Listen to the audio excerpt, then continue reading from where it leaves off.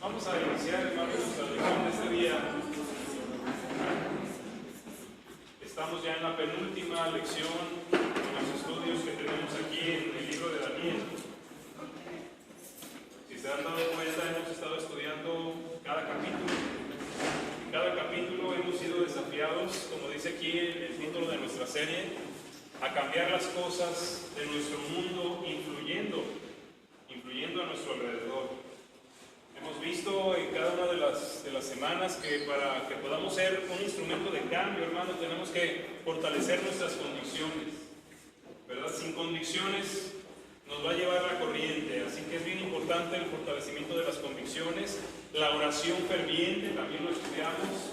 Si usted no ora con pasión por su comunidad, por su iglesia, por su familia, difícilmente los cambios se van a lograr, ¿verdad? Es importante la oración ferviente. También mantener nuestra posición con valor, porque ya vimos que vamos a tener que enfrentar oposición, difamaciones, ataques, y el Señor espera que con valor también manifestemos en quién confiamos y obviamente la gente pueda conocerlo a Él. Recuerden, todo esto está impactando a nuestra gente que nos rodea. También vimos la semana pasada vivir con humildad, y es algo que ya estudiamos bastantes veces. La vida de una persona humilde realmente impacta, y más en el tiempo en el que el orgullo y la vanagloria y la soberbia pues casi caracterizan desde los más niños pequeños, los niños más pequeños, hasta el adulto más anciano, ¿verdad? Así que una vida humilde impacta. Así que cada una de estas cosas, hermanos, sumadas, pueden permitirnos ser un instrumento de cambio, de esperanza para nuestro mundo. Ojalá usted pueda creer esto. Conozco cristianos que no creen que podamos hacer cambios grandes. Yo creo que para eso estamos en esta tierra. Y que los cambios, como los vemos aquí, hermanos, puede ser a través de una persona, de un grupo pequeño o de una congregación que está dispuesta a vivir como el Señor nos está mandando. Convicciones fuertes, oración ferviente, valentía ante la oposición y humildad como un estilo de vida cotidiano.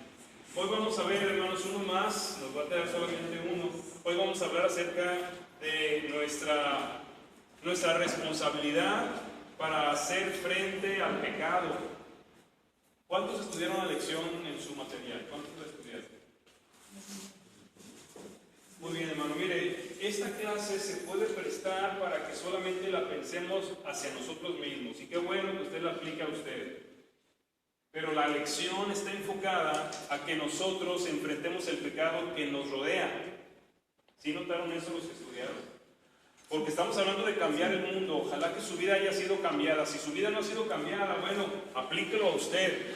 Pero esto, hermano, debemos enfocarlo también a que en el contexto donde vivimos, el Señor espera que usted, como su embajador, como su representante, enfrente el pecado que está rodeando donde nosotros estamos. El pecado en la familia, el pecado en la iglesia, el pecado en el área de trabajo. ¿Y cómo lo vamos a ver? En el ejemplo de Daniel, confrontando no su pecado en este caso, sino el pecado de ¿quién? De la autoridad máxima, no solo del país, sino del mundo en ese momento. Confrontando el pecado de un hombre con poder y con autoridad. Y vemos en Daniel el valor para hacerlo, hermanos. Así que ojalá que este día también podamos llevarnos algo para nuestra vida y nuestro contexto. Vamos a hacer una oración para iniciar nuestro estudio. Señor, te damos las gracias por esta hermosa mañana, por la lluvia que nos concedes, por el clima. Muchas gracias porque nada de eso hermoso nos impidió estar aquí. Gracias porque podemos iniciar esta lección con la guía de tu Espíritu como Maestro.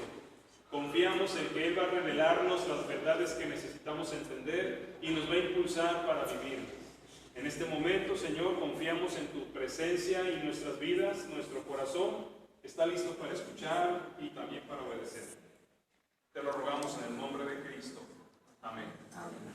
Vamos allá al libro de Daniel, capítulo 5, hermanos.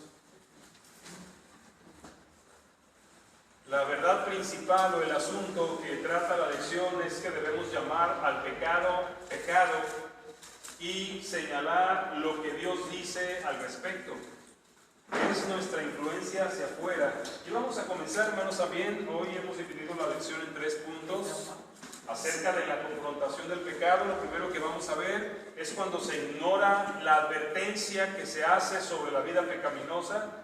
El segundo punto es el valor para confrontar ese pecado en personas fuera de nosotros. Y finalmente vamos a ver el pago de las consecuencias por no atender a la confrontación o a la revelación del pecado que hay en nuestras vidas. Vamos a iniciar con la primera parte leyendo los primeros versículos, los versículos 17 al 21 del capítulo 5 de Daniel. Si ya lo tenemos, luego que lo leamos juntos. Dice así: Entonces Daniel respondió y dijo delante del rey: tus dones sean para ti y da tus recompensas a otros. Leeré la escritura al rey y le daré la interpretación. El Altísimo Dios, oh rey, dio a Nabucodonosor, tu padre, el reino y la grandeza, la gloria y la majestad. Y por la grandeza que le dio, todos los pueblos, naciones y lenguas temblaban y temían delante de él. A quien quería matar y a quien quería acabar, engrandecía a quien quería y a quien quería humillar. Mas cuando su corazón se ensoberbeció y su espíritu se endureció en su orgullo, fue depuesto del trono de su reino y despojado de su gloria, y fue echado entre los hijos de los hombres, y su mente se hizo semejante a la de las bestias, y con los asnos monteses fue sembrada. Hierba le hicieron comer como a buey, y su cuerpo fue bajado por los cielos del cielo, hasta que reconoció que el Altísimo Dios tiene dominión sobre el reino de los hombres y que pone sobre él al que le place. Muy bien, hasta ahí, hermanos. ¿Alguien puede contarnos así de manera muy breve el contexto previo a este momento donde Daniel ya habla con el rey Belsasar? ¿Qué estaba sucediendo? ¿Qué fue lo que pasó por lo que Daniel fue traído para hablar con el rey? Dinos cuenta, así brevemente. Hermano Rafael. Sí, hermano. Primero el Belsasar hizo una gran fiesta. Y en esa fiesta mandó, pues era con sus esposas, sus concubinas, como se estilaba en aquel tiempo. Y al grado estaba su embriaguez, su comportamiento de orgullo, que mandó traer los vasos sagrados. Eran los vasos que habían llevado de Jerusalén, o sea, del templo de Jerusalén, se habían llevado a Babilonia. Entonces, cuando estaban en ese momento, vio una mano en la pared que escribió Mené, Mené, Tekel, Upharsin, ¿verdad? Entonces, pues mandó traer a los sabios para ver quién le podía interpretar esa escritura, que era arameo. Entonces, realmente, pues nadie de los sabios en aquel momento pudo revelarlo, y le dijeron que Daniel podía revelarse. Entonces mandó llamar a Daniel, ¿sí? Y fue cuando ya salió lo de contexto. Muy bien. También lo que puedo ver en la escritura es de que Belsasar ya sabía en su momento lo que había pasado con Nabucodonosor. Ahorita vamos para allá, tranquilo. Muy bien, el contexto, hermano. Este rey no es el hijo inmediato de Nabucodonosor, ¿verdad? Parece que le han pasado unas tres generaciones. Parece que era su bisabuelo o tatarabuelo, ¿no? Bueno, según la historia, hermano, de Heródoto y también un escritor de los caldeos, dice que era sobrino, bueno, no sobrino, venía a ser nieto, nieto, ¿verdad? Nieto, sí, o sea, no era el inmediato, ¿no? Entonces, pero definitivamente, lo que iba a comentar Jesús, ahorita lo vamos a detener ahí, pero sí él sabía lo que había pasado con Nabucodonosor. Él había, o si no vivido, sabido por lo menos. Pero la situación aquí, hermano, es que este hombre estaba viviendo algo como lo que había vivido Nabucodonosor en esa exaltación, en esa gran fiesta. Y se le ocurrió algo, como decía el hermano aquí, fuera de medida, ¿no? Que se usaran las copas que se estaban utilizando, los elementos que se usaban en el templo de Jerusalén, dedicados para la alabanza al Señor y el servicio, el ministerio del templo, para la fiesta sin límites que él estaba organizando. Entonces, en este momento, en ese tiempo de momento de borrachera, pasa algo como digno de una película de miedo, ¿no? Una mano se aparece, hermanos, todos la ven, y esa mano empieza a escribir en la pared esta escritura.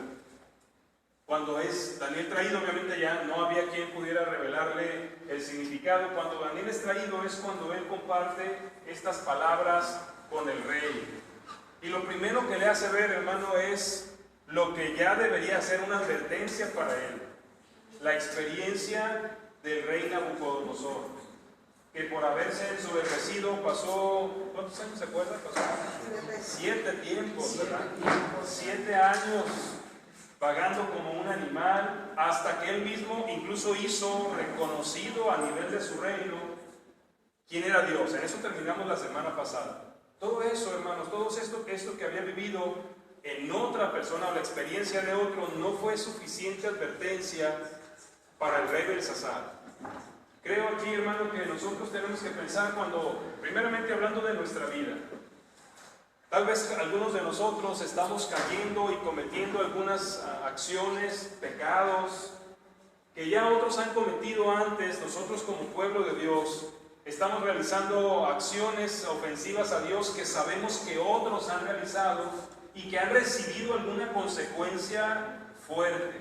El caso, por ejemplo, del adulterio es algo que la consecuencia del adulterio para muchos ha sido muy grave, y aún así hay cristianos que lo siguen realizando, ¿verdad? El robo del diezmo, ¿verdad? El no cumplir en muchas otras cosas que podemos pensar, que hemos visto cómo Dios ha disciplinado a algunos de sus siervos, a algunos de sus hijos, por haber vivido en cierto pecado, y pareciera que para nosotros no es una suficiente advertencia para dejar de pecar.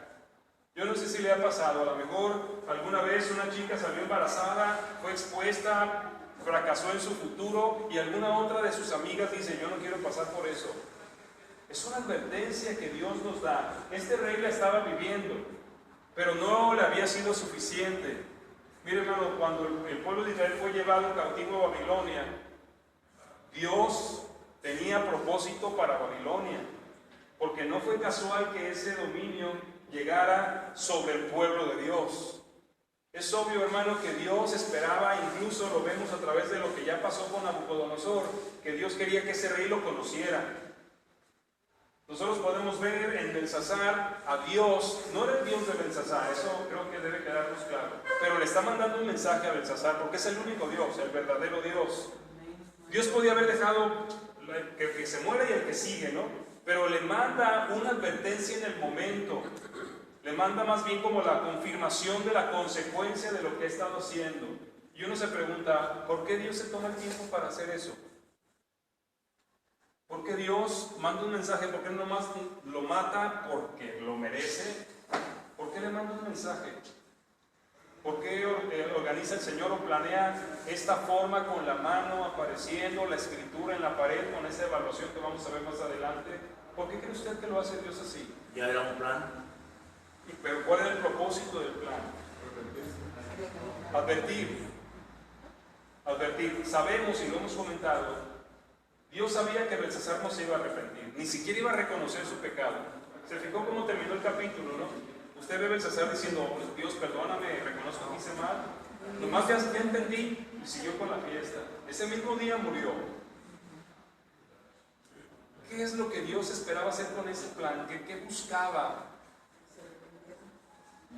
Pero ya sabía que no se iba a arrepentir.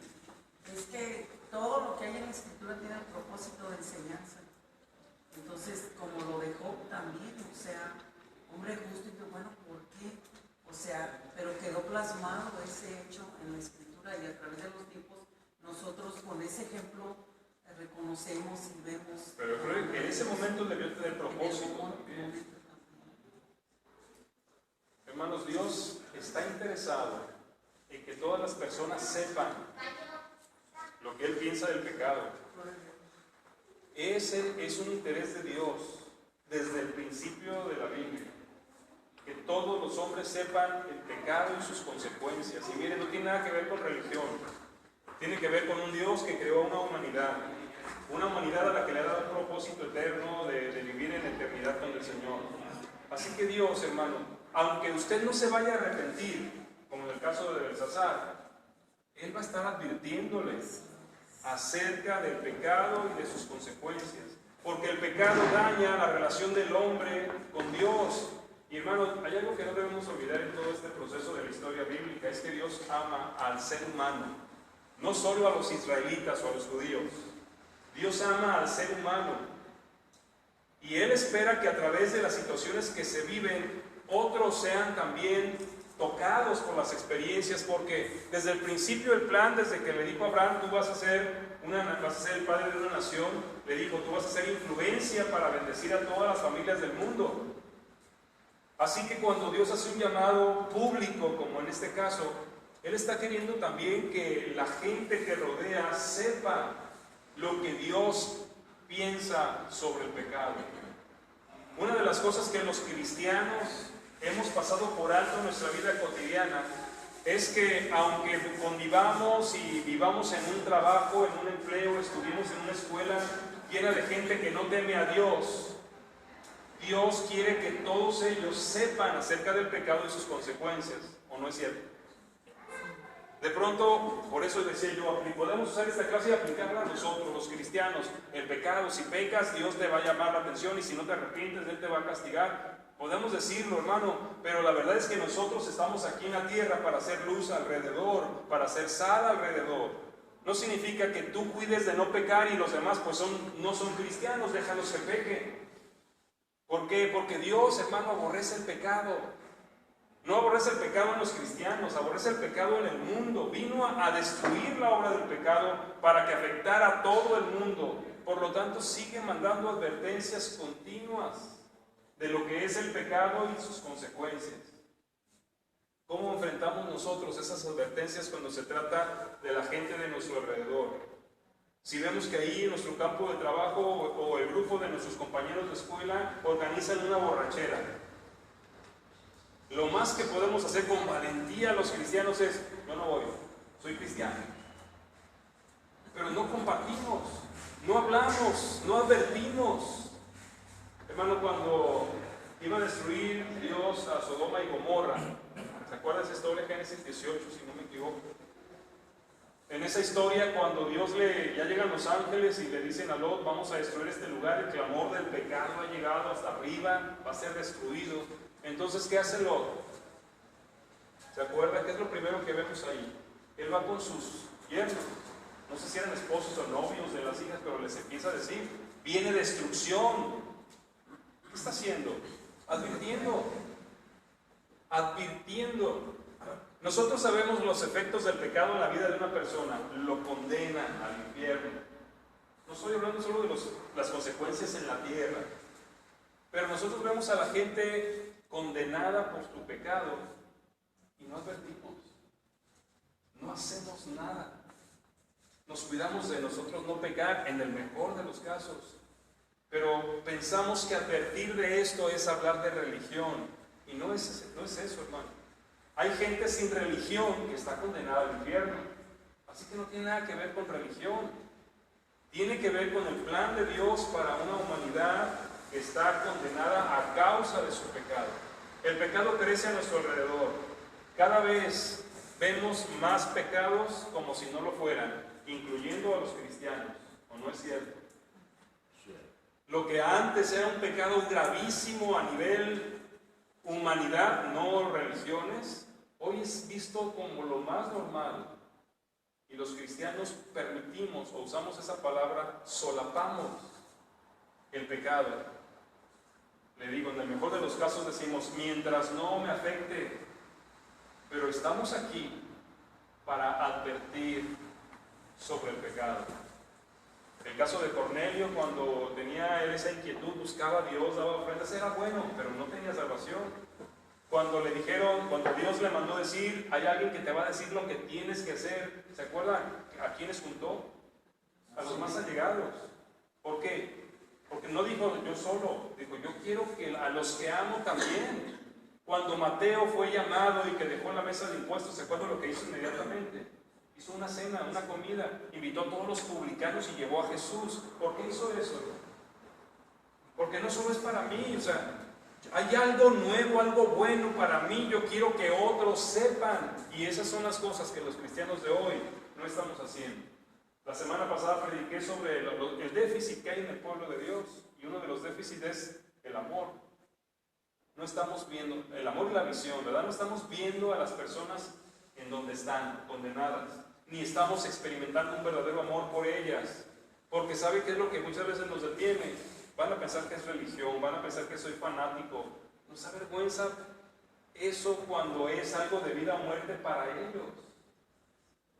Cuando Daniel vino con Belsasar, hermanos, él fue bien categórico cuando le habló. Tú ya sabes, tú tuviste un testimonio real de lo que la soberbia provoca. Pero Belsasar había llegado a un grado extremo, menospreciar las cosas que habían sido hechas y dedicadas para Dios. Y aquí también podemos sacar una aplicación para nosotros los cristianos. Aquí sí nos regresamos a nosotros.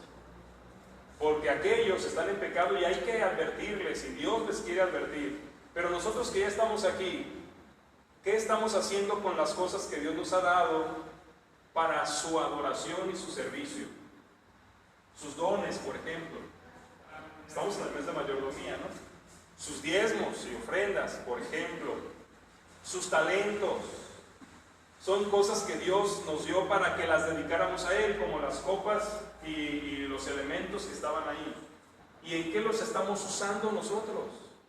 Ahora, nuestro cuerpo, otra área de mayordomía, es templo del Espíritu Santo. Está apartado para glorificar a Dios. Y de pronto hacemos lo mismo que Belsasar. Ahí anda el templo del Espíritu en un antro, ¿verdad? En un bailongo, en una pachanga. Y decimos, mientras no fume y no tome, no pasa nada. Hermanos, tengamos cuidado porque las advertencias de Dios son bien claras, no se detienen y siempre se cumplen. Creo que el rey debería haber tenido, y obviamente algunos lo comentaron, como la oportunidad de arrepentirse. Obviamente que la tuvo. Dios ya sabía que no. El mensaje no era para que se arrepintiera porque no iba a hacerlo. Pero nadie puede decir, o nadie debería poder decir, yo no sabía. Yo nunca supe esto. Porque Dios siempre nos advierte sobre el pecado y nos ha puesto aquí a nosotros para advertir sobre el pecado. ¿Cómo se comporta usted en el medio donde vive? En su casa, por ejemplo. Hay pecados que se practican en su familia y usted, calladito, me veo más bonito. Padres de familia que damos permiso a nuestros hijos para que pequen. Mire, véalo desde esa manera. Les damos permiso para pecar. Yo traté con muchos padres de familia y me decían, es que si le digo que no, de todas maneras se va a ir. Digo, bueno, entonces cargue la responsabilidad de decir, yo te doy permiso de pecar. No, yo no le doy permiso de pecar. Sí, eso es permiso para pecar. Nosotros deberíamos advertir, hermanos. Este es el pecado, esta es la consecuencia. Y podamos influir para que esos pecados, hermanos, aunque la gente en nuestra casa no sea cristiana, si yo soy padre, yo soy el varón, yo soy la autoridad dada por Dios, yo sí puedo establecer, aquí no. Mientras vivas aquí no puedes tomar, no puedes ir a baile, no puedes fumar, no puedes hacer eso. Entonces me voy, con dolor en el corazón, pero yo y mi casa serviremos al Señor. Hermano, usted y yo tenemos que tomar ya esa autoridad que Dios nos ha dado, sin miedo, porque estamos influyendo para bien. Tarde o temprano los hijos son influidos. El testimonio de mi hija mayor fue ese. Tuve que romper en un momento cierta relación con ella porque no estuvo dispuesta a someterse, y con dolor en mi corazón yo tuve que entregársela al Señor y no dejé de orar. Pero la influencia que ella recibió y que no se alteró durante años, finalmente la hizo regresar al Señor. Qué triste cuando nosotros cedemos y luego los hijos no tienen un testimonio de los padres como para decir, como el hijo pródigo, ¿no? ¿Qué estoy haciendo aquí? Mis padres con ese cristianismo tienen todo lo que yo quisiera. Yo quiero, así que voy a regresar. Pero de pronto ven lo mismo y no tienen un punto de referencia para decir, puedo salir de aquí y encontrar algo mejor. Hermano, usted y yo estamos aquí para hacer advertencias, iba a decir advertidores, pero no existe esa palabra. para hacer advertencias a la gente en la que nos movemos de lo que el pecado es y de lo que el pecado hace. Seamos valientes. Vamos a la segunda parte, hermanos, versículos 22 y 23. Vamos a leerlo, por favor. Dice así: y tú, su hijo Belsasar, no has humillado tu corazón sabiendo esto, sino que contra el Señor del cielo te has ensoberbecido, e hiciste traer delante de ti los vasos de su casa, y tú y tus grandes, tus mujeres y tus concubinas, además de esto, diste alabanza a dioses de plata y oro, de bronce, de hierro, de madera y de piedra, que creen y oyen y saben, y al Dios en cuya mano está tu vida, y cuyos son todos tus caminos, nunca honraste. Nuevamente, hermano, yo quiero pensar en Daniel como si fuéramos alguno de nosotros, o yo mismo, ¿no? Leo lo que está en la pared y ya sé el mensaje. Es un mensaje fuerte para el rey. Nadie más lo interpreta y ya sé que hasta aquí llegó el rey, ¿no? Así que no dice nada malo, no te preocupes. Acá se va a morir, ¿y él para qué lo asusta? Pudo haber sido una opción.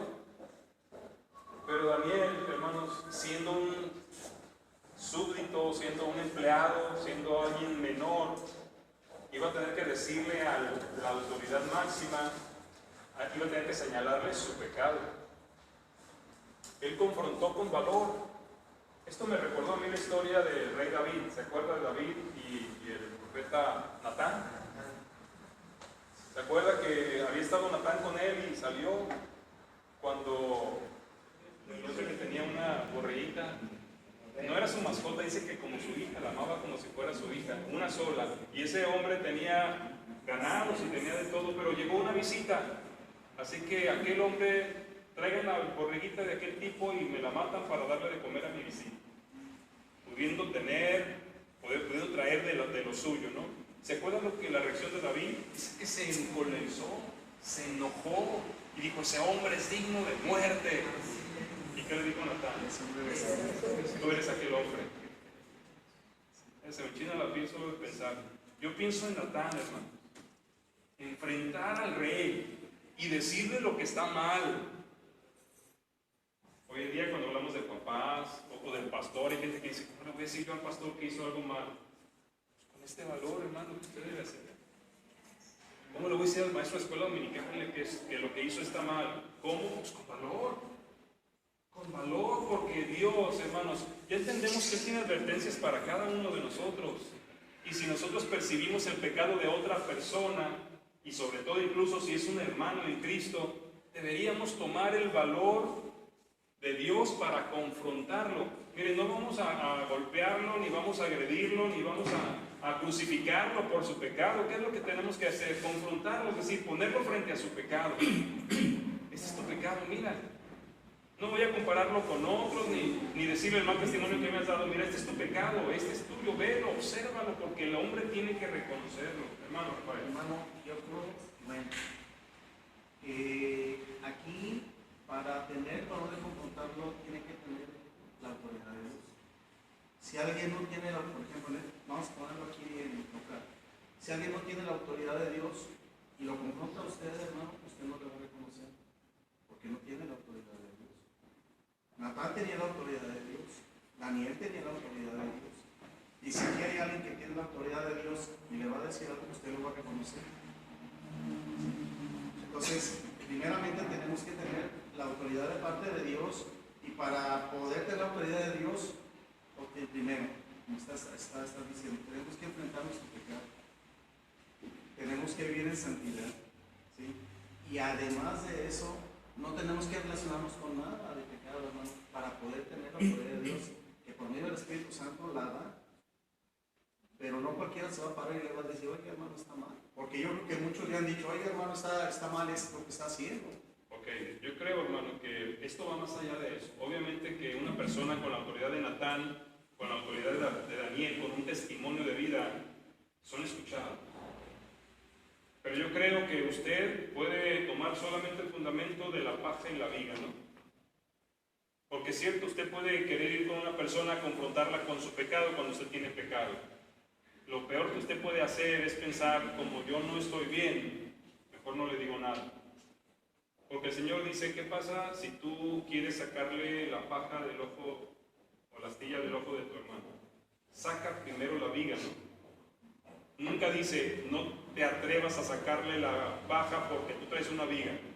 Él dice, quita primero la viga y luego ve y saca la paja del ojo de tu hermano. Es decir, no tienes la autoridad, no tienes la vida, entonces arréglate conmigo y ve. Porque lo que Dios quiere, obviamente quiere mi santidad, pero no quiere la santidad de todo su pueblo.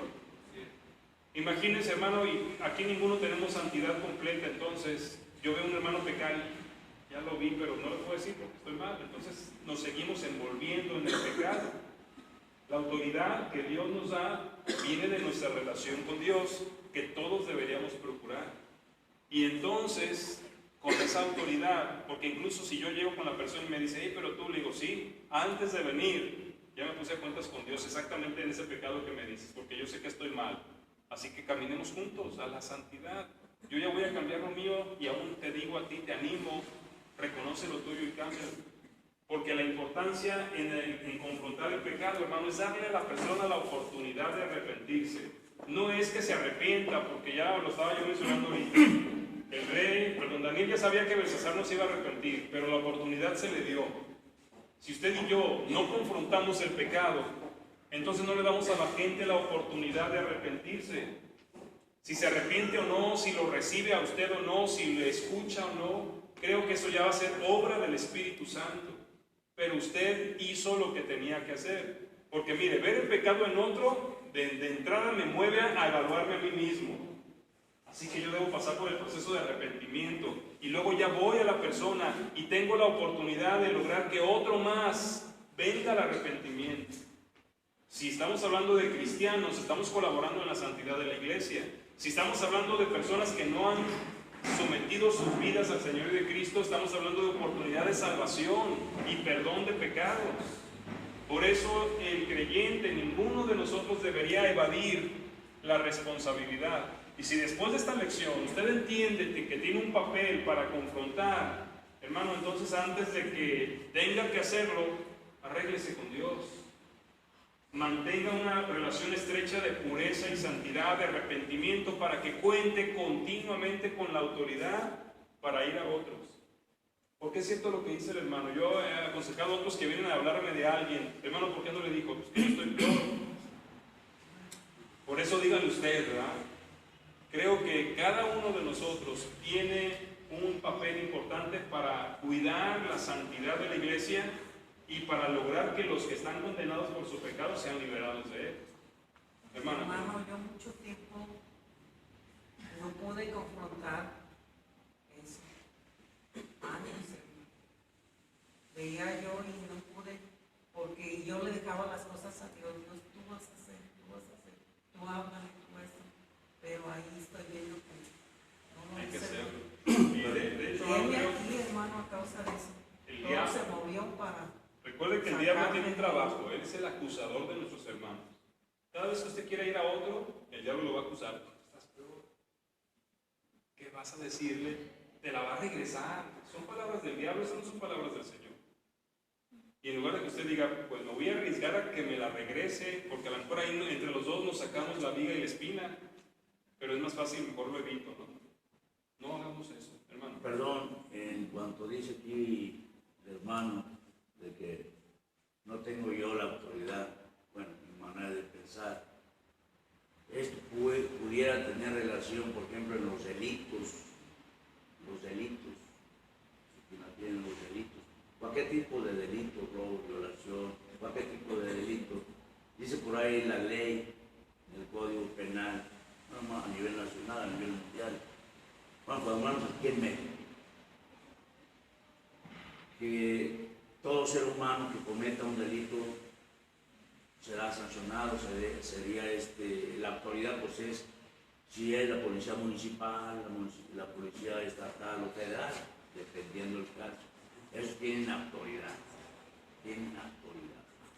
Pero también dice la ley por ejemplo, en los delitos de flagrancia, delito de flagrancia, cuando alguien está cometiendo, vamos, una violación o están golpeando a una persona de la tercera edad o a una niña de 4 o 5 años. Yo ponía ese ejemplo. Toda la ley dice, bueno, no tienes autoridad, no soy policía ni municipal ni estatal. Yo no hago aquello. Y dejo que siga. Y digo que sigo. Entonces la ley dice, cuando le da autoridad al ciudadano para que actúe, para impedir el delito.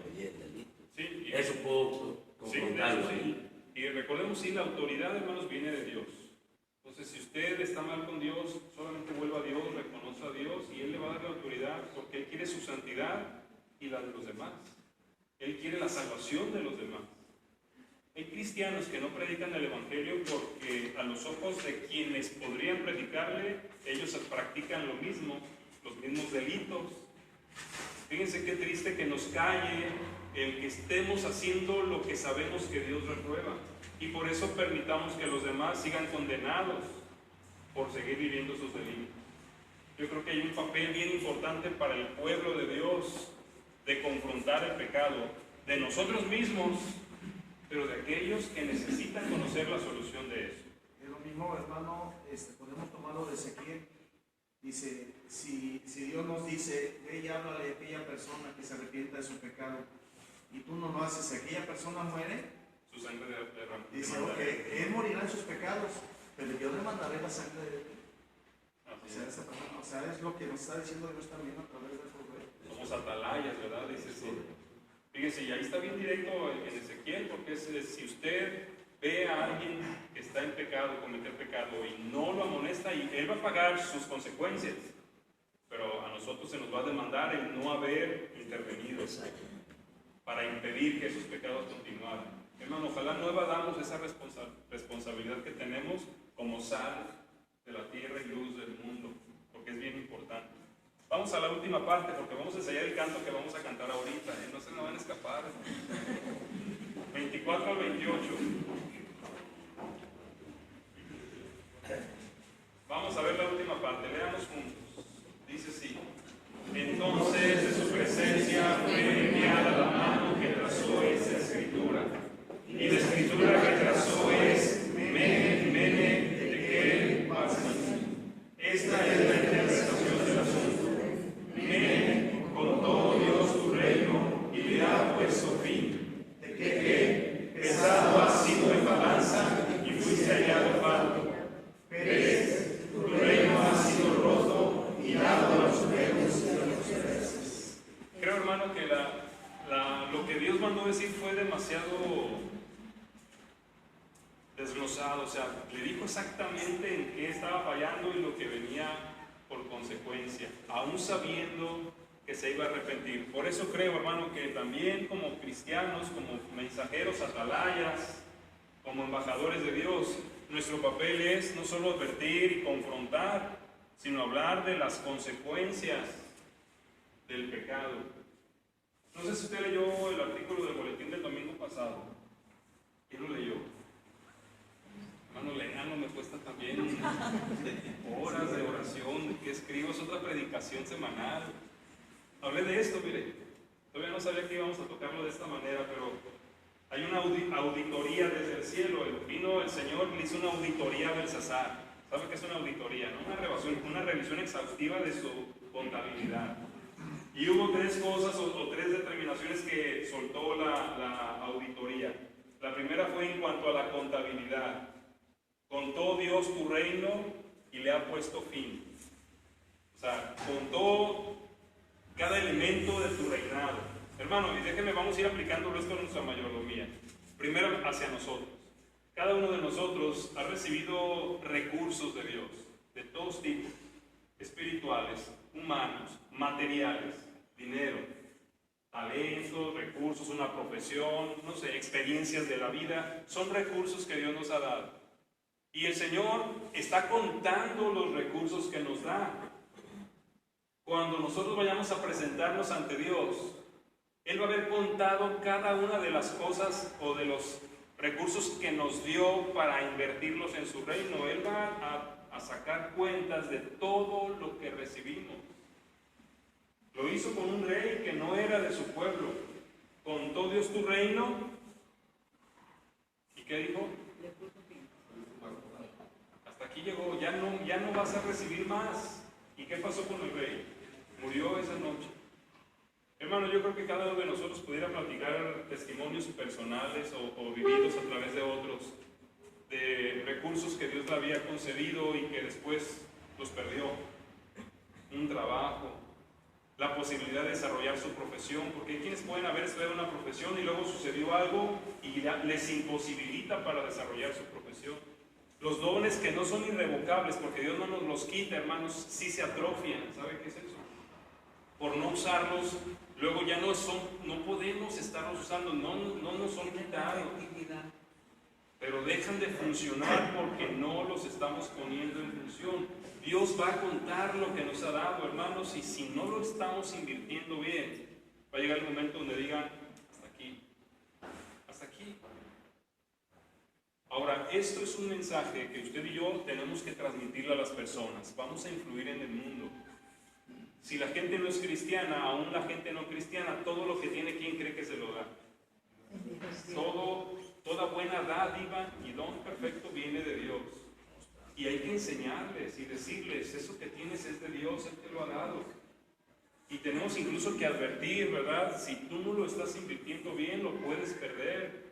Nada tiene que ver con religión, estamos hablando de realidad, de vida. Daniel, en esa primera palabra que se repite 2 veces, o sea, era algo que era importante que quedara claro, por eso mene, mene, es algo que deberemos tomar para nuestra vida, hermanos, y para llevarlo a nuestros hijos, a nuestro cónyuge, a nuestros hermanos y amigos en Cristo en la iglesia, porque usted y yo nos conocemos y sabemos de recursos que tenemos de todo tipo y cómo no los invertimos en Dios. Creo que nuestro papel es decirles, si no lo inviertes bien, si no lo distribuyes como Dios quiere, van a venir consecuencias. Es algo que hay que entender y hay que transmitir. Hermana. Hermano, que se me vino a la mente de cuando no nos atrevemos a exhortar o a corregir. Es muy común que en una congregación no nos gusta que el pastor nos corrija. Y el pastor se calla, no lo digo por usted, el pastor se calla y no dice por no tener conflictos con los hermanos. Para que no me dejen de querer. Y se sigue cometiendo el pecado, se sigue cometiendo. Y esas iglesias, esas denominaciones no prosperan. Entonces, es muy común, eso sí pasa en muchos lugares. Son las consecuencias. En muchas iglesias pasa eso. Entonces, está pasando el problema, están pasando los pecados que están sucediendo. Mejor se lo callan, ¿no? Se lo callan. Porque mi hermano no se vaya, o porque mi hermano continúe aquí, o porque siga diezmando, o porque... Obviamente estamos pasando por alto el mensaje que Dios nos está dando. La segunda palabra, hermano, tiene que ver con balanza. Pesado ha sido en balanza y fuiste hallado falto. Y usted y yo sabemos cómo era el peso de las balanzas. ¿Cómo sabían cuánto pesaba algo usando una balanza? Tenían que poner un contrapeso, ¿no? Para poder saber si era 1 kilo, pues había que poner 1 kilo de otra cosa. La balanza es medida con respecto a Dios y los propósitos por lo que nos da todo. O sea, no hay otra medida, no es para compararnos entre nosotros, no, pero aquel hermano está peor que yo. Él ni diezma, yo aunque sea doy la mitad del diezmo. O aquel, yo aunque sea uso mis dones 2 meses al año, aquel ni siquiera 2 meses aguanta. No podemos ponernos en balanza con ninguna otra persona. La balanza es con Dios, con lo que nos dio, con su propósito. Eso es lo que debe medirnos. Y dice el Señor que cuando pesó lo que Belsasar era o había hecho, dice que fue hallado falto, o sea, le faltó, no llegó al nivel.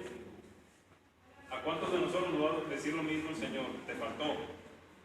No llegaste a donde tenías que haber llegado, te faltó. Y hermano, obviamente esto es un mensaje que también hay que compartirlo con otros. En este tiempo de fin de año que estamos promoviendo, hermano, intégrese a nuestros ministerios para que colaboremos juntos. Deberíamos llevarnos este mensaje y empezar a hablar con los hermanos que no quieren trabajar para el Señor, con los que no quieren involucrarse en la inversión de recursos humanos, económicos, materiales, emocionales, para que el reino crezca, y decirle: hermano, cuidado. La última palabra, Uparcino Pérez, que tiene que ver con quiebra, ¿no? Dice en el mensaje: tu reino ha sido roto y se le dio a los medos y a los persas. Pues estás en quiebra. Viene Dios, hermano, y puede romper lo que nosotros estamos acumulando, guardando, escondiendo. Él puede quitárnoslo en cualquier momento y no nos da temor. ¿Usted cree que pueda perder su carro de la noche a la mañana? ¿En un choque? ¿En un robo? ¿Usted cree que pueda perder su trabajo? En un momento. Puede perder todo lo que tiene, su habilidad para tocar. Imagine que se le quiebre la mano y que ya no la recupere. Dios puede hacer eso. Y yo creo que es algo que usted y yo tenemos que tomar en cuenta y ayudar a otros a que también lo tomen en cuenta. Voy a terminar, hermano, solo pensando en lo que este rey hizo. Terminó el mensaje y dijo: esa era mi preocupación, solo quería saber qué dice. Así somos de pronto los cristianos, solo quería llevarle una enseñanza. Pero si no hacemos algo con lo que Dios nos dice, si no nos llevamos aquí la misión de hacer frente al pecado y solo decimos: es cierto lo que dijo Dios, vamos, nos puede pasar lo que a Belsasar. Hasta aquí llegas. Tengamos cuidado. Y hermano, Belsasar confiaba en la fortaleza de la ciudad, confiaba en su Dios que había inclusive vencido hasta Jehová. Entonces tenía toda la confianza. Bueno, eso fue lo que dijo. Y ya trasladado a nosotros, decimos: bueno, al final de cuentas Dios nos perdona. Sí, tengamos cuidado, porque Dios no puede ser burlado. Y lo dice Gálatas, capítulo 6. Todo lo que el hombre sembrare, eso es lo que va a recoger. ¿Se acuerda del canto, hermano? Sí. Hermanos, me he dado cuenta que cuando pasamos a decir el texto pasan pocos. Tienen que pasar todos, porque me voy a voltear y decir: a ver, hermano, mejor no le digo porque se va a quedar en el baño, ¿verdad? Vamos a cantar, vamos a ponernos de pie. Mi intención, hermano, es que la iglesia ahorita se sienta como cuando cantan los niños, porque vamos a hacer movimientos con la mano, ademanes, ¿sí se acuerdan? Es a mí, apuntándose aquí, es a mí, Señor, a quien tú llamado estás. Es a mí, a quien tú llamado estás. Y luego cuando decimos: no a mi padre ni a mi madre, luego no a mi hermano ni a mi hermana, hay que hacerlo, hermano, sí, no nomás chiquito, ¿verdad? Sí, grande. Sino a mi Señor, a quien tú llamando estás. Y la última estrofa es a ti, y va a apuntar a la gente que esté sentada ahí. Es a ti, es a ti, es a ti. Ahí no decimos Señor, acuérdese, porque no es el Señor. Es a ti, es a ti, es a ti, nada más. A quien Dios llamando está. Esa es la última parte. Muy bien, vamos. Dice así. Es a mí, es a mí, es a mí, Señor, a quien tú llamando estás. Es a mí, es a mí, es a mí, Señor, a quien tú llamando estás. No a mi padre ni a mi madre, sino a mi Señor, a quien tú llamando estás. No a mi padre ni a mi madre, sino a mi Señor,